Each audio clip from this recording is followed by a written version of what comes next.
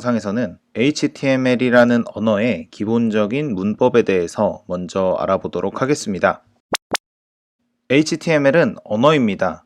한국어나 영어 등으로 사람들과 소통하기 위해서 해당 언어의 문법에 맞는 표현을 사용해야 하는 것처럼 HTML 언어를 목적에 맞게 사용하기 위해서는 HTML의 문법에 맞는 표현을 사용해야 합니다. 한국어나 영어에는 문법이 있죠. 문법이라고 하면 주어나 동사가 어떤 식으로 배치돼야 되는지, 또 적절한 어휘 등도 문법에 포함된다 라고 할 수 있겠습니다. 이와 마찬가지로 개발자와 브라우저 간의 소통을 위해서 사용하는 HTML 언어에도 문법이 있는데, HTML의 문법은 딱 한 가지, 태그라는 것만 기억하시면 됩니다. 태그라는 건 HTML 코드에서 정보, 즉 콘텐츠를 정의하고 표현하는 형식입니다. HTML 태그의 사용법입니다. 태그는 꺽쇠로 이루어진 기호를 사용해서 콘텐츠의 시작과 끝을 표시하는데요. 보이시는 기호 중에서 앞쪽에 있는 기호가 여는 태그이고 뒤쪽에 있는 기호가 닫는 태그입니다. 각 태그는 콘텐츠를 감싸며 이 태그의 안쪽에는 태그의 이름, 즉 태그명이라는 것이 기입이 됩니다. 태그명은 콘텐츠의 성격과 의미를 나타내는 역할을 하게 됩니다. 그리고 아래에 태그 사용 형태가 보이고 있는데요. 일단 여는 태그와 닫는 태그로 감싸져 있는 영역 안에 표시하고자 하는 콘텐츠를 기입해주는 방식이 기본적인 방식입니다. 이때 여는 태그와 닫는 태그의 태그명이 동일해야 이 콘텐츠가 어떤 유형의 콘텐츠인지를 명확하게 표현할 수가 있고요. 이렇게 HTML 코드를 작성하고 나면 콘텐츠의 내용이 태그의 성격과 의미를 포함한 상태로 웹사이트에 표시가 됩니다. 앞서 보았듯 태그는 여는 태그와 닫는 태그 기호를 사용해 컨텐츠의 시작과 끝을 표시합니다. 그러나 경우에 따라서는 시작과 끝을 구분할 필요가 없는 태그도 존재해요. 이러한 태그를 단일 태그라고 하고요. 단일 태그의 형식은 다음 예와 같습니다. 보시면 두 가지 형태가 있는데요. 일단 첫 번째 형태는 여는 태그와 닫는 태그를 구분하지 않고 두 가지를 합친 형태의 단일 태그가 있습니다. 또는 여는 태그만 써도 되는 경우가 있어요. 그런데 지금 보고 계신 이 두 가지 사용 형태는 둘 다 단일 태그를 나타내는 형태로서 둘 중 아무거나 쓰셔도 상관없는 형태입니다. 이는 단일 태그, 여는 태그와 닫는 태그를 구별하지 않아도 되는 경우에 사용하는 방법이고요. 어떤 것들이 단일 태그로 사용이 되는지는 HTML 태그에 대한 학습을 진행하시다 보면 자연스럽게 습득이 되실 겁니다. 다음은 속성입니다. HTML 태그에는 속성이라는 것이 선택적으로 추가될 수가 있는데요. 속성은 태그의 부가적인 기능을 정의하는 것입니다. 속성은 시작 태그의 내부에 주로 정의를 합니다. 그리고 속성의 개수에는 특별한 제한이 없습니다. 아래 속성이 추가된 태그의 예가 제시되고 있죠. 일단 첫 번째 예는 여는 태그와 닫는 태그가 있는 경우인데요. 속성의 추가는 여는 태그에 이루어집니다. 여는 태그에는 태그명이 작성되어 있을 텐데요. 이때 이 옆에 공백을 한 칸 두고 속성명과 속성값을 기입함으로써 이러한 속성을 추가한다 라고 해주는 거예요. 예를 들면 이런 겁니다. 검은색으로 문자를 표시해주는 역할을 하는 태그가 있는데 나는 이 태그의 색깔이라는 속성을 레드라고 해주고 싶다 라고 하면 그럴 때는 부가기능, 속성을 추가해 줌으로써 뜻을 이룰 수가 있습니다. 그리고 아래에는 단일 태그에다가 속성을 추가하는 경우가 표현이 되어 있는데요. 단일 태그는 태그가 하나밖에 없으니까 그 안에다가 속성을 추가해주면 되겠습니다. 그리고 속성을 추가해 줄 때는 문법적인 규칙이 있어요. 아래 보이시죠? 태그명과 속성 정의는 서로 공백으로 구분이 되어 있어야 됩니다. 공백이 없으면 서로 붙어 있으니까 구별이 안 되겠죠? 그리고 속성명으로 정의되는 특정 속성에다가 어떤 속성 값을 넣어주고자 할 때, 그러니까 속성을 정해주고자 할 때는 큰 따옴표를 사용해서 값을 기입해 줍니다. 마지막은 주석입니다. 주석은 실제로 HTML 코드의 결과에는 아무런 영향을 끼치지 않습니다. 주석은 사람에게는 보이지만 컴퓨터에게는 보이지 않는 코드를 의미합니다. 주로 코드에 대한 메모를 남겨서 사람들끼리 공유하기 위한 용도로 사용됩니다. 그리고 주석의 작성 방법은 아래의 예를 참고하시면 되는데요. 이렇게 작성된 코드는 컴퓨터에게는 보이지 않고 사람에게만 보이는 코드입니다. 아마도 HTML 관련 학습이 처음이신 분들의 경우에는 지금 제가 앞서 설명한 내용들이 도대체 무슨 소린가 이해가 안 가시는 경우가 작성된 코드는 컴퓨터에게는 보이지 않고 사람에게만 보이는 코드입니다. 아마도 HTML 관련 학습이 처음이신 분들의 경우에는 지금 제가 앞서 설명한 내용들이 도대체 무슨 소린가 이해가 안 가시는 경우가 있을 거예요. 그러나 그런 분들도 코드를 직접 작성해서 결과를 확인해 보면 이것이 무슨 말이었는지 이해가 되실 겁니다. 그래서 지금부터 실습을 진행할 거고요. 실습에는 역시 비주얼 스튜디오 코드를 사용하도록 하겠습니다. 네, 실습을 위해서 저는 세 가지를 준비해 놨습니다. 일단 하나는 지금 가운데 보이시죠? 빈 폴더를 하나 만들어 놨습니다. 그리고 뒤편에는 왼쪽에 비주얼 스튜디오 코드가 열려 있고요. 오른쪽에는 웹브라우저가 열려 있습니다. 여기서는 웹브라우저 파이어폭스를 쓰고 있는데요. 이제는 아시죠? 무엇을 사용하셔도 웹브라우저는 상관없습니다. 자, 그러면 이제 빈 폴더를 비주얼 스튜디오 코드로 열면서 시작을 하겠습니다. 자, 이렇게 폴더를 긁어가서 떨어뜨려 볼게요. 그러면 빈 폴더가 비주얼 스튜디오 코드를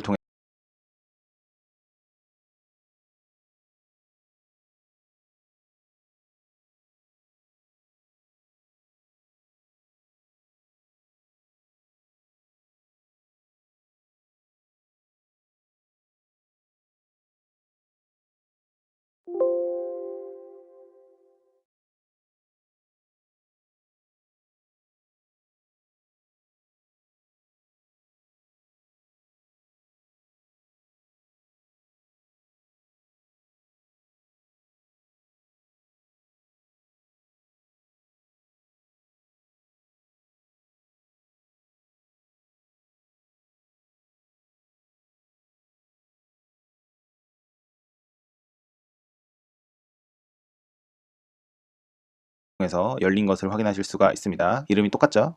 그러면 빈 폴더는 잠시 최소화를 시켜 놓고요. 자, 그러면 이제 비주얼 스튜디오 코드에서 빈 폴더 안쪽에다가 new 파일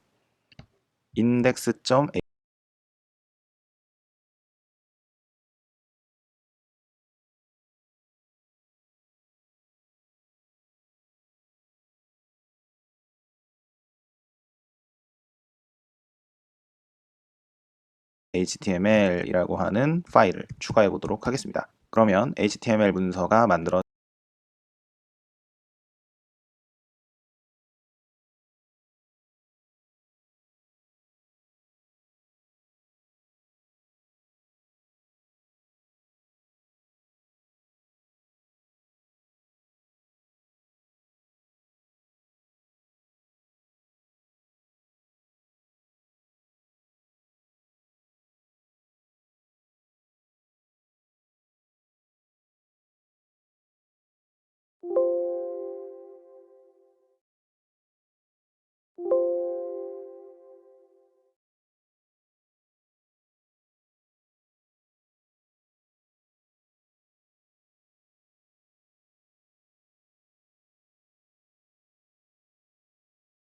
졌죠. 폴더에도 만들어진 것을 확인하실 수가 있습니다. 그리고 이 상태에서 태그, 네, 우리가 아직 태그에 대한 학습을 진행하지 않았지만 그냥 간단한 태그 몇 개를 추가함으로써 문법을 체크해 보도록 하겠습니다. 자, 일단 여는 태그와 닫는 태그가 함께 있는 코드를 작성해 볼게요. p라고 하는 태그를 써주고요. 자, 자동 완성이 됐죠? p 태그는 텍스트를 표시할 때 사용하는 태그입니다. 그래서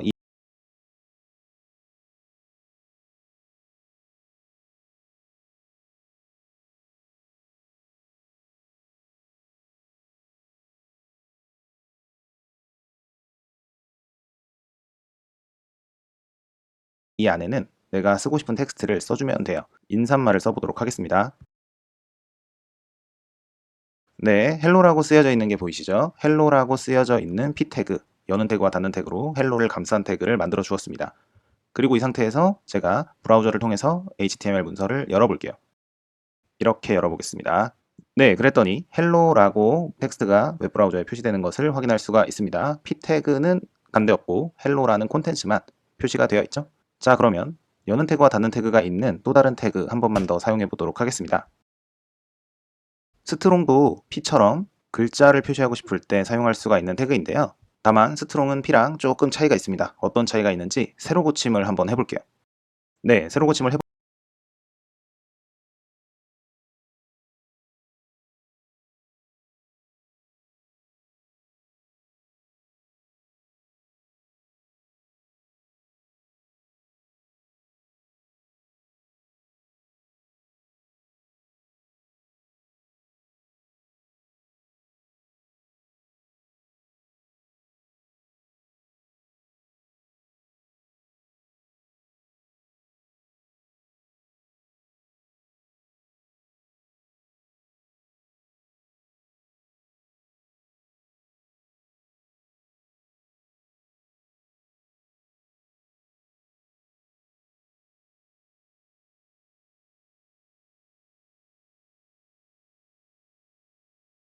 보니까 스트롱으로 표시한 글자는 좀 더 두껍게 표시가 되는 것을 확인하실 수가 있습니다. 자, 그러면 이번에는 단일 태그를 한번 작성해 보도록 하겠습니다. 단일 태그는 여기에다가 br이라고 하는 단일 태그를 한번 작성해 볼게요.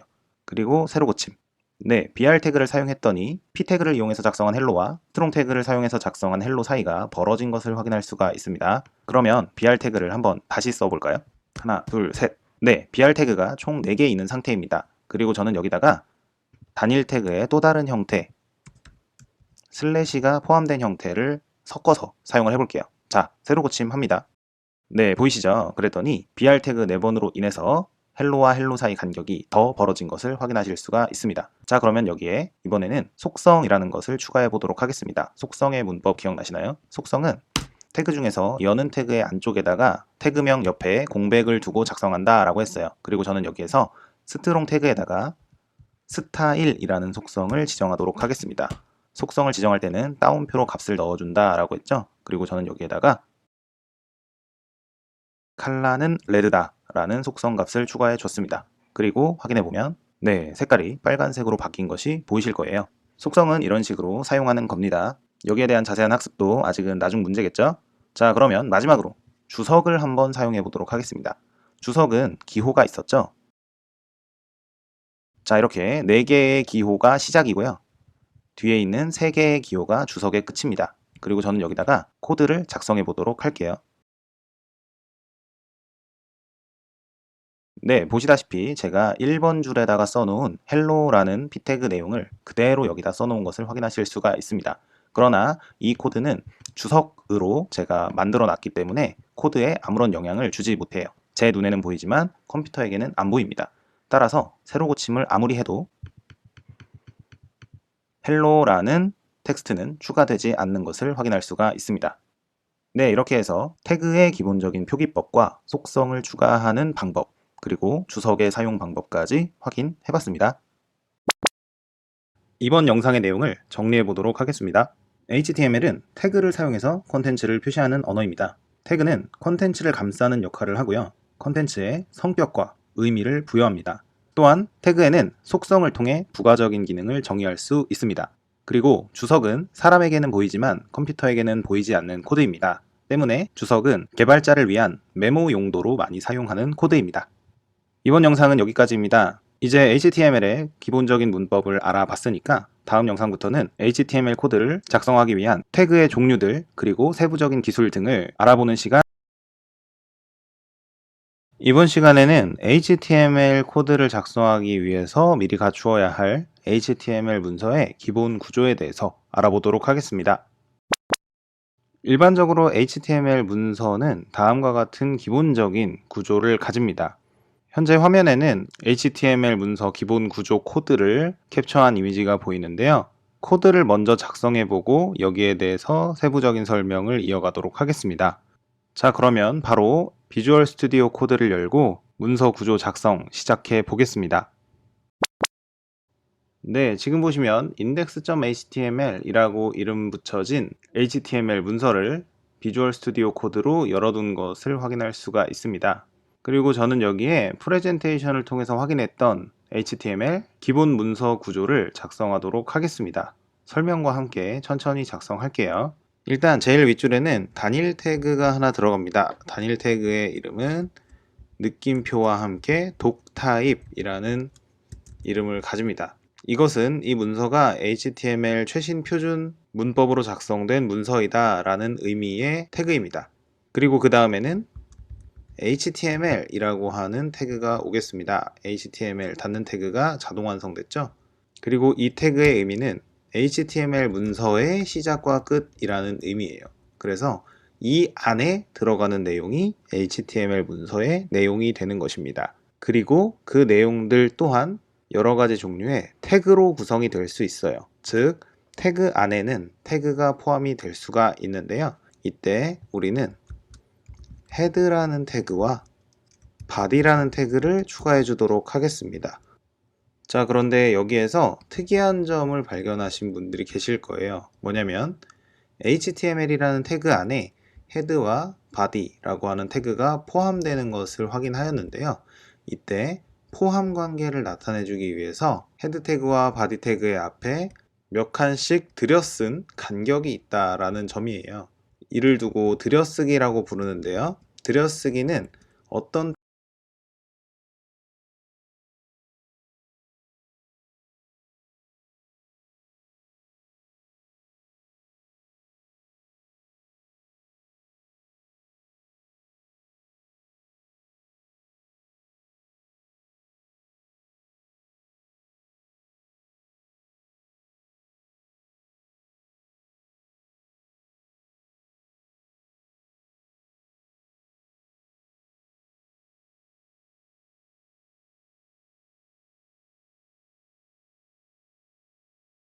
태그 안에 어떤 태그가 포함되었을 때 포함 관계를 나타내기 위해서 이렇게 쓰는 것보다 이렇게 쓰는 편이 더 보기 좋다라는 측면에서 사용해주는 코드 표기법입니다. 이렇게 들여쓰기를 통해서 작성한 헤드 태그와 바디 태그에다 필요한 내용들 또 추가해 보도록 하겠습니다. 헤드 태그에는 메타라는 태그 하나랑 타이틀이라는 태그를 넣어주도록 하겠습니다. 메타는 단일 태그이고 타이틀은 닫는 태그가 있는 태그이죠. 자, 헤드의 역할은 이 HTML 문서에 대한 정보를 나타내는 역할을 합니다. 즉, HTML 문서에 대한 설정 태그예요. 그리고 여기에는 메타라는 태그가 들어갔고 타이틀이라는 태그가 들어갔습니다. 자세한 설명은 뒤에서 하기로 하고 필요한 부분 더 채워 넣도록 하겠습니다.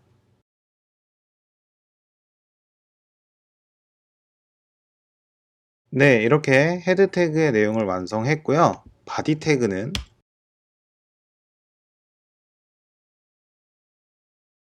이렇게만 작성을 해 주도록 하겠습니다. 그리고 여기까지 해서 HTML 문서의 기본 구조가 완성이 되었습니다. 여기에 대한 세부적인 설명은 이어서 진행하도록 하겠습니다. 네, 그럼 지금부터 HTML 문서 기본 구조의 구성 요소들을 하나씩 살펴보도록 하겠습니다. 먼저 독타입입니다. 독타입은 문서의 첫 부분에서 문서 유형을 지정하는 단일 태그입니다. 이때 문서 유형이란 웹브라우저에게 이 문서는 뭐뭐니까 잘 처리해줘 라는 메시지를 전달하는 것입니다.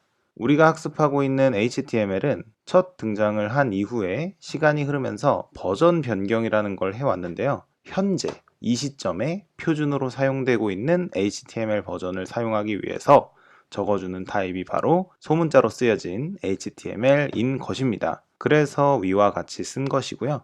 그렇다면 다른 문서 유형은 어떤 게 있고 그때는 무엇을 적어줘야 하냐 하고 궁금해하시는 분들이 계실 수 있는데요. 사실 특별한 경우가 아니라면 이전에 사용하던 HTML 버전, 문서 버전에 대해서는 몰라도 아무런 문제가 되지 않습니다. 그래서 이 수업에서는 그에 대해 다루지 않을 예정이지만 궁금하신 분들은 인터넷 조사 등을 통해서 알아보시면 재미있을 것 같습니다. 다음입니다. 다음은 HTML 태그입니다. HTML 태그는 문서 유형을 지정한 후에 실제로 문서가 시작되고 끝나는 것을 나타내는 태그입니다. HTML 여는 태그에서부터 HTML 문서가 시작되고요. HTML 닫는 태그에서 HTML 문서가 끝나는 것입니다. 그러니까 HTML 문서의 모든 내용은 다 이 안에 들어간다고 보시면 돼요. 그리고 아까도 확인했듯 이 안에 들어가는 수많은 내용들은 다양한 태그들로 구성을 할 수가 있습니다. 다음입니다. HTML 태그의 내부에 들어있던 태그 중에 가장 첫 번째 태그죠. 헤드 태그입니다. 헤드 태그는 웹브라우저 화면에는 보이지 않지만 웹브라우저가 알아야 할 정보들을 담아주는 태그예요. 그리고 여기에는 두 가지 태그가 들어갔었습니다. 일단 첫 번째, 메타라는 태그가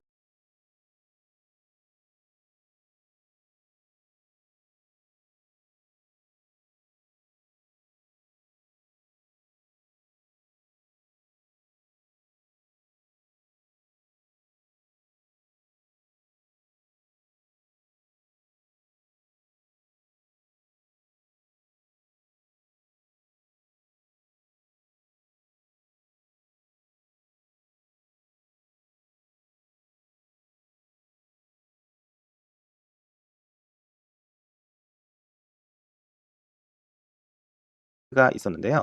메타 태그는 문자 인코딩 및 문서 키워드 등에 대한 요약 정보를 기입하는 단일 태그입니다. 여기에서 문자 인코딩이란 한글을 표시하기 위해 문자 세트를 지정하는 작업으로 영문과 한글을 모두 함께 잘 사용하기 위해서는 UTF-8이라는 문자 인코딩 방식을 사용하는 것이 좋아요. 그래서 차르셋은 UTF-8이다 라고 하는 속성이 추가된 것이고요. 차르셋은 캐릭터 세트라는 의미입니다. 그 다음 타이틀입니다. 타이틀은 문서의 제목을 나타냅니다. 문서의 제목을 나타내기 때문에 여기에 작성된 컨텐츠는 브라우저에 탭에 표시가 돼요. 그건 이따가 확인해 볼게요. 그리고 다음으로 넘어가기 전에 참고로 말씀드리면 헤드 태그의 안에는 이 두 가지 태그 외에도 이 HTML 문서 관련 다양한 정보들이 추가적으로 포함될 수 있습니다. 마지막으로 바디입니다. 바디는 실제로 브라우저 화면에 표시될 콘텐츠들, 내용을 입력하는 태그입니다. 그리고 여기에는 텍스트를 표시하는 태그, 이미지를 표시하는 태그, 그리고 각종 사용자 인터페이스 등을 나타내는 태그들로 다양하게 구성이 될 수가 있습니다. 결국에는 우리가 가장 중요하게 생각하고 만들어야 할 부분이 바로 바디라는 거죠. 내가 웹사이트를 만드는 사람으로서 사용자에게 보여주고 싶은 페이지를 만들 때는 이 바디 태그 내부를 채워주어야 합니다. 그리고 이어지는 실습에서는 HTML 문서 기본 구조의 역할을 직접 확인하는 시간을 가져보도록 하겠습니다. 자, 그러면 다시 아까 전에 작성했던 기본 문서 구조로 돌아가서 문서의 결과를 확인해 보도록 하겠습니다. 네, 다시 돌아왔습니다. 지금 다시 보면 문서에 대한 정보, 설정 등을 기입하는 헤드 태그 안에는 캐릭터 셋, 문자 인코딩 방식을 지정하는 메타 태그가 들어있고요. 우리는 UTF-8을 사용한다 라고 했습니다. 그리고 문서의 제목으로 타이틀이라는 태그를 사용을 했어요. 여기에 유노 코딩이라고 적어보도록 하겠습니다. 저장을 해주고요. 그 다음 바디가 있는데요. 바디에다가는 실제로 웹문서에 표시됐으면 좋겠는 내용을 한번 써보도록 하겠습니다.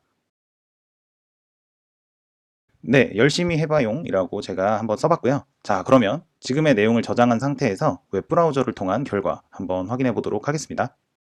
네, 저는 지금 크롬 웹브라우저를 통해서 방금 전에 제가 작성한 index.html을 열어본 상태입니다. 그리고 보시면 우리 타이틀 기억나시죠? 타이틀에 작성했던 유노코딩이라는 문서의 제목은 웹브라우저의 탭 안에 위치하고 있는 것을 확인할 수가 있습니다. 이것은 문서의 제목 역할을 하는 태그이고요. 그리고 바디에다가 작성한 열심히 해봐용 이라고 하는 내용이 컨텐츠죠. 컨텐츠가 실제 웹브라우저 화면에 나타나는 것을 확인할 수가 있습니다.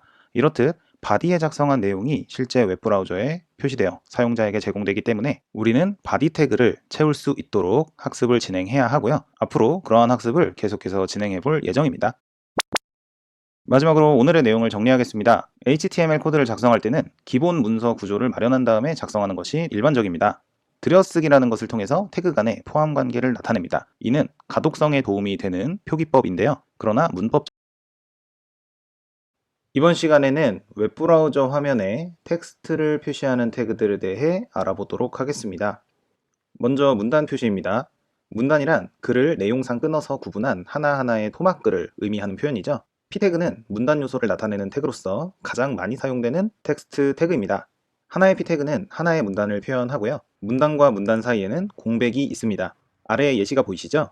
P태그가 이렇게 두 개 있으면 웹브라우저에서는 두 개의 문단이 표시되고요. 서로를 구분하는 공백이 존재합니다.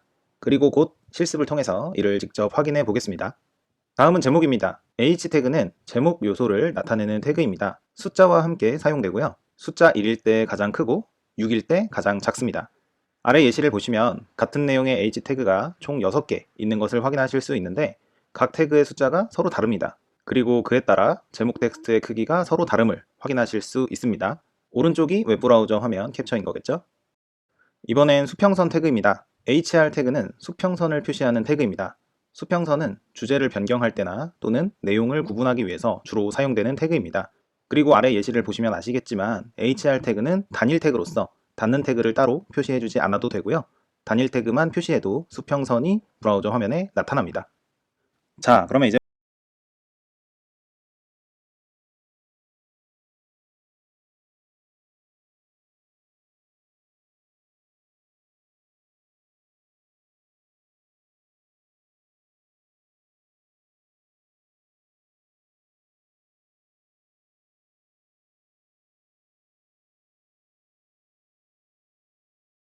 이제부터는 앞서 확인한 태그들을 직접 작성해가면서 그 결과를 확인해 보도록 하겠습니다.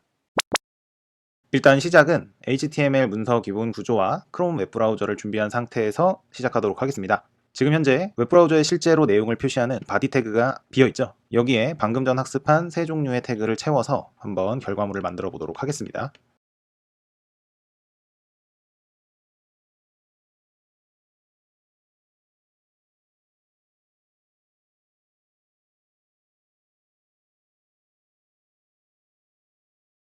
네, HTML 문서의 바디 태그 내부를 보시면 h1 태그 하나, p 태그 하나, h2 태그 하나, 그리고 마지막 p 태그 하나 추가한 것을 확인하실 수 있는데요. 이 상태에서 한번 브라우저에 새로 고침을 해보도록 하겠습니다. 네, 그랬더니 h1 태그에 작성한 텍스트 태그 연습이 큰 제목으로 나타나는 것이 보이고요. h2 태그로 표현한 작은 제목이 h1 태그에 비해서 조금 작게 표시되고 있는 것이 확인이 됩니다. 그리고 두 개의 p 태그가 각각 h1과 h2 아래에서 표시가 되는 것이 보이실 거예요. 이렇게 제목과 문단이 서로 구별되고 있는 것이 확인되는데 여기에 p 태그의 내용을 좀 더 보완하고 추가해 보도록 하겠습니다.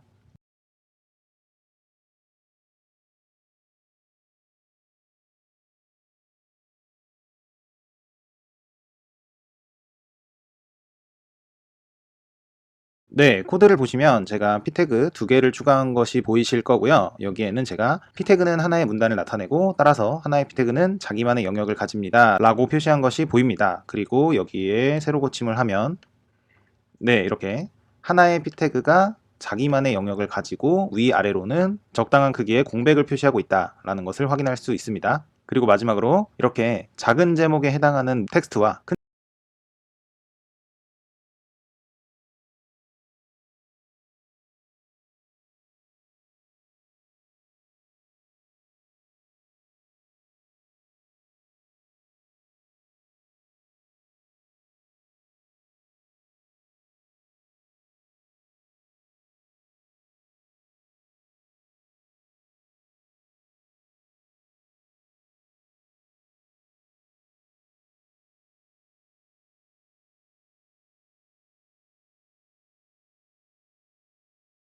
큰 제목에 해당하는 텍스트를 구별하기 위한 HR 태그를 추가해 보도록 하겠습니다.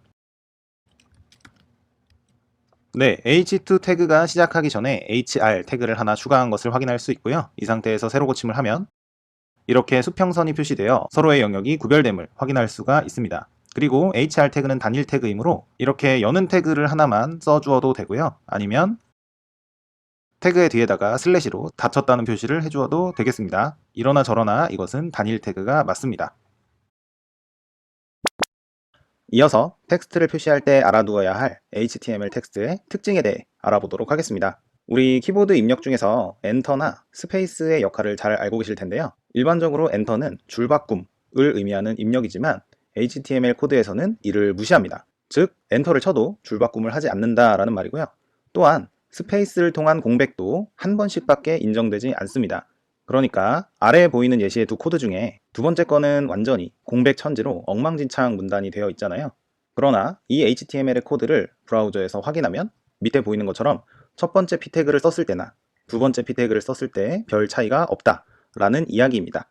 그렇다면 HTML 텍스트에 줄바꿈이나 공백을 표시하려면 어떻게 해야 될까요? 이때는 실제 키보드 입력과 다른 방법을 사용해야 합니다. HTML 태그에서는 BR 태그가 줄바꿈을 담당하는 태그이고요. 공백을 두 번 이상 연달아 표시하고자 할 때는 NBSP라고 하는 문자 조합을 사용해 주어야 합니다. 참고로 지금 보고 계신 문자 6개로 구성된 문자 조합 있죠? 이러한 문자 조합을 엔티티 또는 이스케이프라고 부르기도 합니다. 엔티티나 이스케이프에 대한 내용은 나중에 따로 다뤄보기로 하고요. 자, 아래 예시가 보이시죠? 아래 예시를 보시면 스페이스를 쳐서 공백을 표시하는 대신에 NBSP 문자 조합을 연달아 4번 사용해서 4칸의 공백을 표시하고 있고요. 그리고 BR이라는 단일 태그를 사용해서 줄 바꿈을 표시해주고 있습니다. 자, 그러면 이번에도 학습한 내용을 바탕으로 직접 코딩을 해보도록 하겠습니다. 네, 보이시나요? 아까 전에 실습하던 그 상태 그대로 다시 돌아왔는데 여기 맨 밑에 보면 p 태그, 마지막 p 태그가 하나가 있죠? 일단 여기에다가 내용을 추가를 할 건데요. 내용을 추가할 때는 공백을 마구잡이로 사용해 보도록 하겠습니다. 따라서 하나의 p 태그는 자기만의 영역을 가집니다. 뒤에 실컷 공백을 둔 다음에 아무 말이나 한번 쳐볼게요.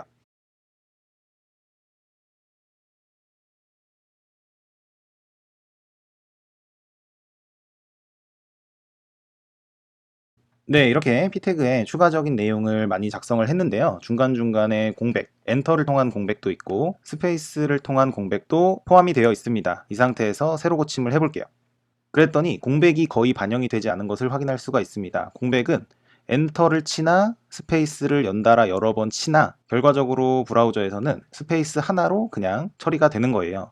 즉 연달아서 입력한 스페이스나 엔터를 무시하고 있습니다. 브라우저가 무시하고 있는 건데요. 나는 여기에서 엔터가 실제 결과에 출력되었으면 좋겠다, 또는 연달아 작성한 스페이스가 연달아 작성되었으면 좋겠다, 이런 경우에 BR 태그나 엔티티 문자 조합을 사용하는 것입니다.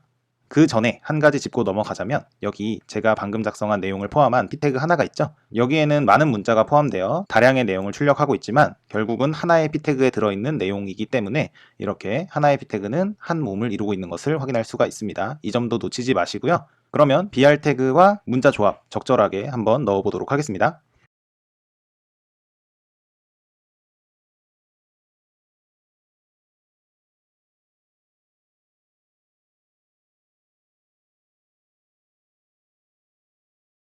네, 이렇게 중간에 BR 태그 3개를 넣어서 나는 엔터를 3번 출력하겠다 표시를 했고요. 여기에는 NBSP 조합 문자를 집어넣어서 스페이스를 연달아 10번 출력하겠다라고 작성을 해주었습니다. 새로 고침을 해보겠습니다. 네, 그랬더니 이렇게 중간중간에 엔터를 통한 공백과 스페이스를 통한 공백이 출력된 것을 확인할 수가 있습니다. 여기가 스페이스 공백이고요. 여기가 엔터 공백 되겠습니다. 네, 이렇게 HTML 문서에서는 엔터와 스페이스를 무시한다 라는 사실 직접 코딩을 통해서 확인해 보았고요. 여기에 대한 대응 방법도 배운 대로 실습해 보았습니다. 이번 영상의 내용을 정리하겠습니다. p 태그는 문단을 표시하는 태그입니다. 문단이란 토막글을 의미하는 요소였습니다. H1에서 H6까지의 태그는 헤드라인, 즉 제목을 표시하는 태그이고요. 뒤에 붙는 숫자가 작을수록 글자는 컸었습니다. 수평선 태그 HR은 주제 변경이나 내용 구분 시에 주로 사용하는 단일 태그입니다. 그 다음 중요한 사실이죠. HTML은 텍스트의 줄바꿈, 공백 등을 엔터와 스페이스로 처리해주지 않습니다. 스페이스는 한 번씩만 허용이 됐었죠. 그러면 공백을 표시하고 싶을 때는 어떻게 하냐? 태그 BR. 이번 시간에는 텍스트 관련 태그를 좀 더 알아봄과 동시에 태그를 구분하는 한 가지 기준에 대해서도 간단하게 소개해 드리도록 하겠습니다. 태그의 구분입니다. HTML 태그의 종류는 무척 다양하기 때문에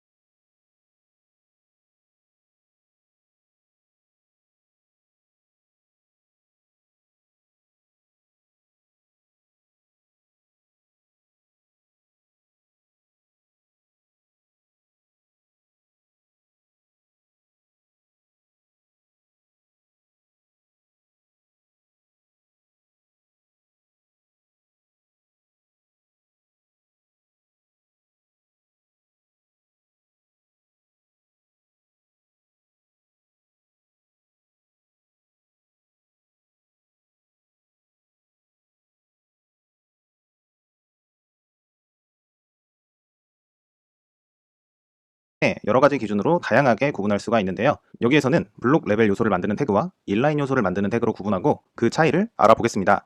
각각을 블록 태그, 인라인 태그라고 부르기도 합니다.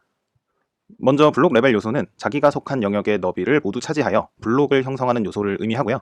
인라인 요소는 자기에게 필요한 만큼의 공간만 차지하는 요소를 의미합니다. 우리가 앞선 영상에서 다루었던 태그로는 제목을 나타내는 H 태그, 문단을 나타내는 P 태그가 있었는데요. 이것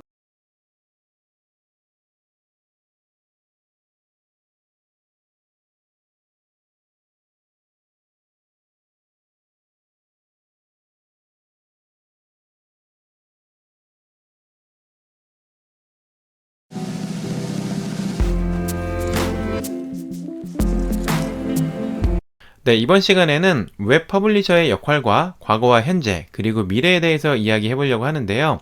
우선 제가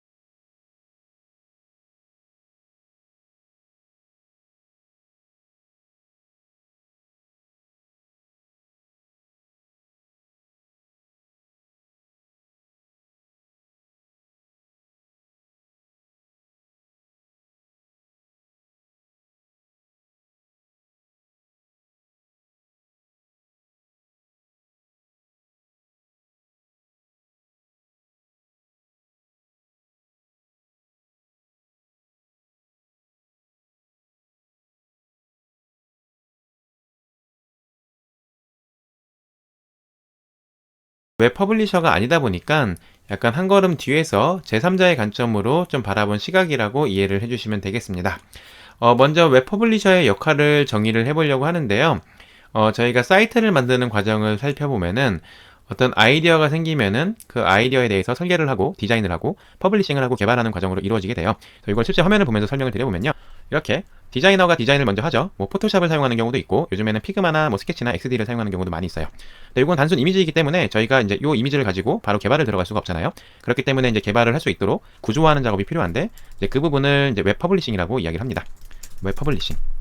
여기 이제 웹이라고 콕 찍어서 표현을 한 이유는 이제 네이티브 앱을 만드는 경우에는 이제 퍼블리싱의 과정이 좀 생략이 돼요. 약간 저희가 웹을 만드는 방식과 좀 다른 형태로 레이아웃을 잡기 때문에 이제 웹사이트를 만들거나 모바일 웹을 만들 때 이제 이 퍼블리싱의 과정이 필요합니다. 그래서 이제 퍼블리싱에서는 어떤 작업들을 하는지를 설명을 해보면은 크게 세 가지로 나눠볼 수가 있어요. 그래서 첫 번째는 구조화이고요. 다음 두 번째는 스타일, 그리고 세 번째를 인터랙션으로 나눠볼 수가 있어요.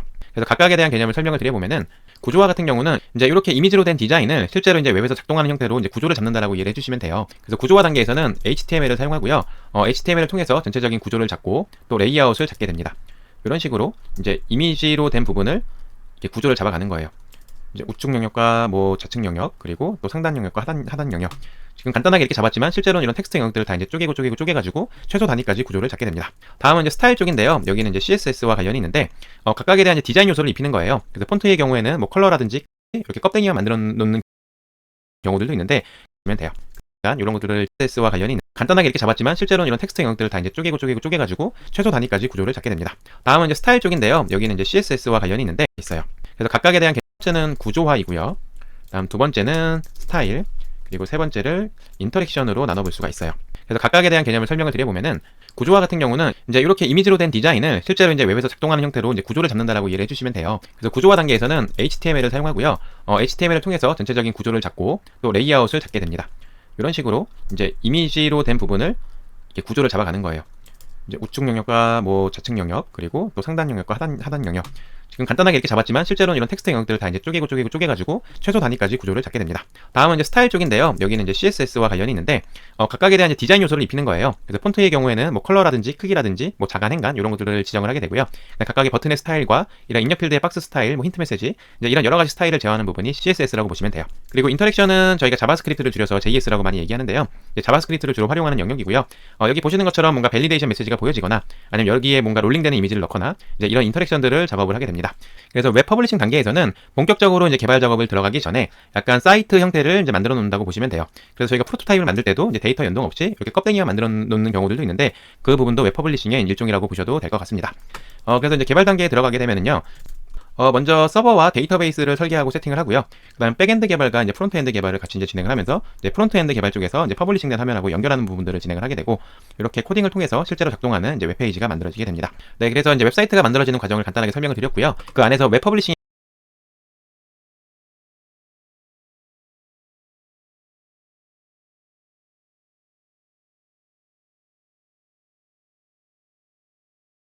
역할을 살펴봤는데요.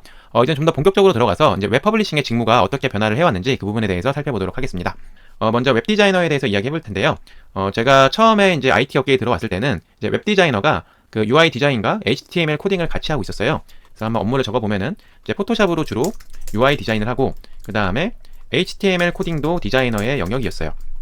그래서 이제 디자이너가 이렇게 디자인과 코딩된 화면을 던져주면은 이제 개발자가 개발을 이어나가는 방식이었습니다. 근데 이제 이때의 문제점은 이제 인터넷 익스플로러도 브라우저가 여러 개가 되고 또 새로운 브라우저들이 나오기 시작을 하는데 이제 브라우저마다 화면들이 이제 똑바로 안 보이고 깨지는 경우들도 많이 발생을 하는 거예요.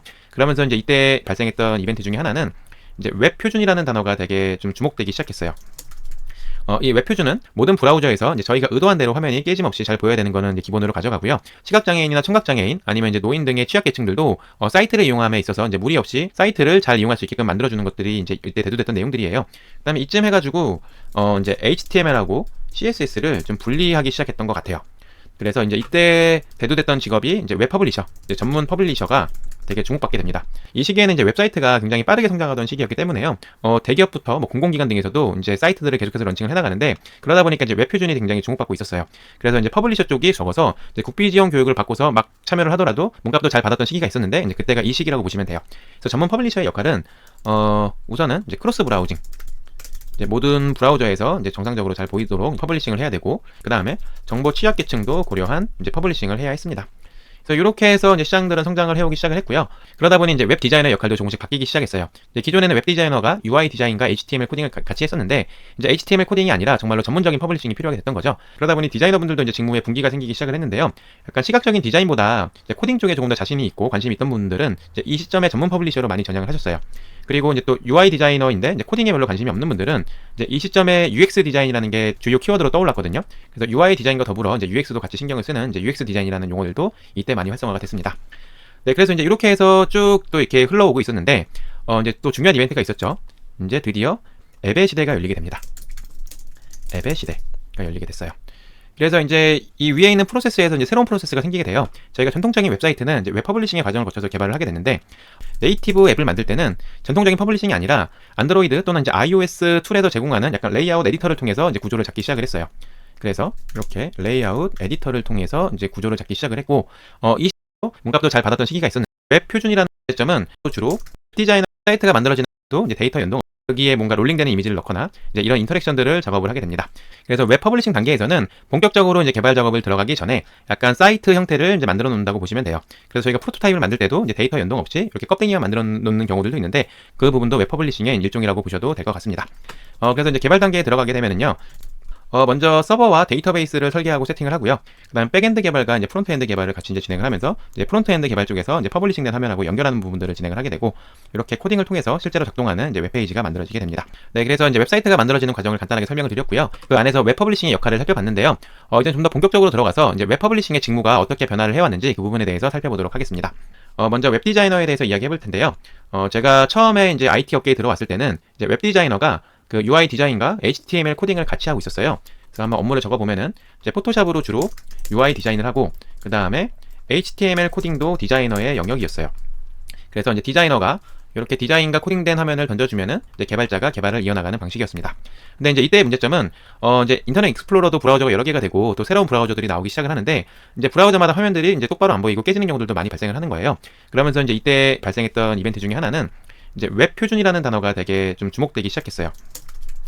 이 웹표준은 모든 브라우저에서 이제 저희가 의도한 대로 화면이 깨짐없이 잘 보여야 되는 거는 이제 기본으로 가져가고요. 시각장애인이나 청각장애인 아니면 이제 노인 등의 취약계층들도 사이트를 이용함에 있어서 이제 무리 없이 사이트를 잘 이용할 수 있게끔 만들어주는 것들이 이제 이때 대두됐던 내용들이에요. 그다음에 이쯤 해가지고 이제 HTML하고 CSS를 좀 분리하기 시작했던 것 같아요. 그래서 이제 이때 대두됐던 직업이 이제 웹 퍼블리셔, 이제 전문 퍼블리셔가 되게 주목받게 됩니다. 이 시기에는 이제 웹사이트가 굉장히 빠르게 성장하던 시기였기 때문에요.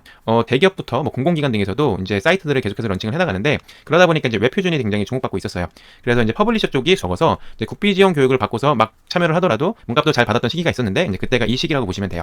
그래서 전문 퍼블리셔의 역할은 우선은 이제 크로스 브라우징, 이제 모든 브라우저에서 이제 정상적으로 잘 보이도록 퍼블리싱을 해야 되고, 그 다음에 정보 취약계층도 고려한 이제 퍼블리싱을 해야 했습니다. 그래서 이렇게 해서 이제 시장들은 성장을 해오기 시작을 했고요. 그러다 보니 이제 웹 디자이너 역할도 조금씩 바뀌기 시작했어요. 이제 기존에는 웹 디자이너가 UI 디자인과 HTML 코딩을 같이 했었는데 이제 HTML 코딩이 아니라 정말로 전문적인 퍼블리싱이 필요하게 됐던 거죠. 그러다 보니 디자이너분들도 이제 직무에 분기가 생기기 시작을 했는데요. 약간 시각적인 디자인보다 이제 코딩 쪽에 조금 더 자신이 있고 관심이 있던 분들은 이제 이 시점에 전문 퍼블리셔로 많이 전향을 하셨어요. 그리고 이제 또 UI 디자이너인데 이제 코딩에 별로 관심이 없는 분들은 이제 이 시점에 UX 디자인이라는 게 주요 키워드로 떠올랐거든요. 그래서 UI 디자인과 더불어 이제 UX도 같이 신경을 쓰는 이제 UX 디자인이라는 용어들도 이때 많이 활성화가 됐습니다. 네, 그래서 이제 이렇게 해서 쭉 또 이렇게 흘러오고 있었는데 이제 또 중요한 이벤트가 있었죠. 이제 드디어 앱의 시대가 열리게 됩니다. 앱의 시대가 열리게 됐어요. 그래서 이제 이 위에 있는 프로세스에서 이제 새로운 프로세스가 생기게 돼요. 저희가 전통적인 웹사이트는 이제 웹 퍼블리싱의 과정을 거쳐서 개발을 하게 됐는데 네이티브 앱을 만들 때는 전통적인 퍼블리싱이 아니라 안드로이드 또는 이제 iOS 툴에서 제공하는 약간 레이아웃 에디터를 통해서 이제 구조를 잡기 시작을 했어요. 그래서 이렇게 레이아웃 에디터를 통해서 이제 구조를 잡기 시작을 했고 이 시점이 되면서 이제 어떤 현상이 발생을 했냐면은 이제 개발 쪽도 분리가 되기 시작했던 것 같아요. 그래서 앱의 시대가 들어오면서 이제 프론트엔드와 백엔드 개발이 좀 본격적으로 분리가 됐던 것 같습니다. 그래서 전체적인 절차는 비슷해요. 웹사이트를 만들 때도 디자이너가 디자인을 하고 퍼블리셔가 구조를 잡고 개발자가 이제 개발을 했는데 이제 앱의 시대가 되면서 네이티브 앱의 이제 프론트엔드 영역을 전문적으로 담당하는 개발자들이 자리를 잡기 시작을 했고 또 이제 백엔드 이제 뒷단에 데이터를 주고 API를 만들어주는 이제 이 개발자분들이 좀 분리가 되면서 이렇게 되면서 이제 프론트엔드와 백엔드 개발에 정착이 되어 갔던 것 같아요. 이거는 그냥 제가 이제 현장에서 느낀 경험에서 좀 비롯한 내용이고요. 그러면서 또 CSS 프레임워크라는 게 이제 빠르게 발전하기 시작합니다. 여기에 포함되는 것들이 뭐가 있냐면은 아마 들어는 보셨을 거예요. 부트스트랩이라는 게 있고 그 다음에 뭐 뷰티파이라는 게 있어요. 이제 요것들이 하는 역할은 뭐냐면요. 과거에는 이렇게 퍼블리셔가 전체적인 구조를 딱딱 잡고 이제 크로스 브라우징이나 이제 여러 가지 PC와 모바일의 환경들을 최적화하는 작업들을 했다라고 하면은 이제 부트스트랩이나 뷰티파이 같은 경우는 이미 퍼블리싱이 된 완제품들을 모듈화를 해놓은 거예요. 그리고 어느 정도 시장에서 검증이 된 내용들이 다 있기 때문에 따로 퍼블리싱을 하지 않아도 이제 여기에 있는 것들을 가져다가 쓰면은 몇 개만 조립해서 바로 화면을 만들 수 있게끔 되었고 안정성도 어느 정도 보장이 되었어요. 그래서 이제 부트스트랩 같은 경우는 이제 트위터에서 만든 CSS 프레임워크라고 보시면 되고요. 그다음 뷰티파이 같은 경우에는 이제 구글의 머티리얼 디자인을 가져다가 이제 바로바로 활용할 수 있게끔 만들어 놓은 또 CSS 프레임워크예요. 그래서 이제 이런 것들이 많이 사용이 되고 있는데요. 그러다 보니까 이제 이렇게 앱이 시대와 프론트엔드와 백엔드 개발자로 나눠지면서 이제 퍼블리싱의 영역이 이제 프론트엔드 개발자한테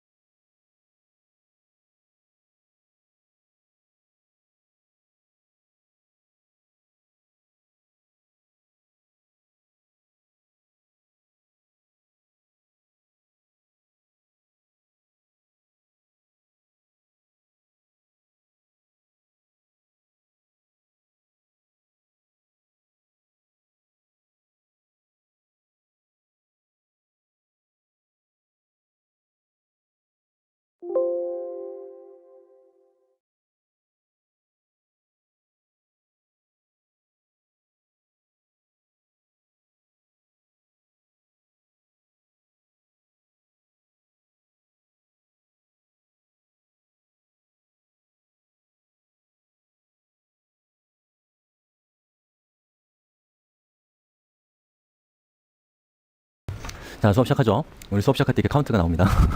조직이 생긴 이유가 조직에서 웹이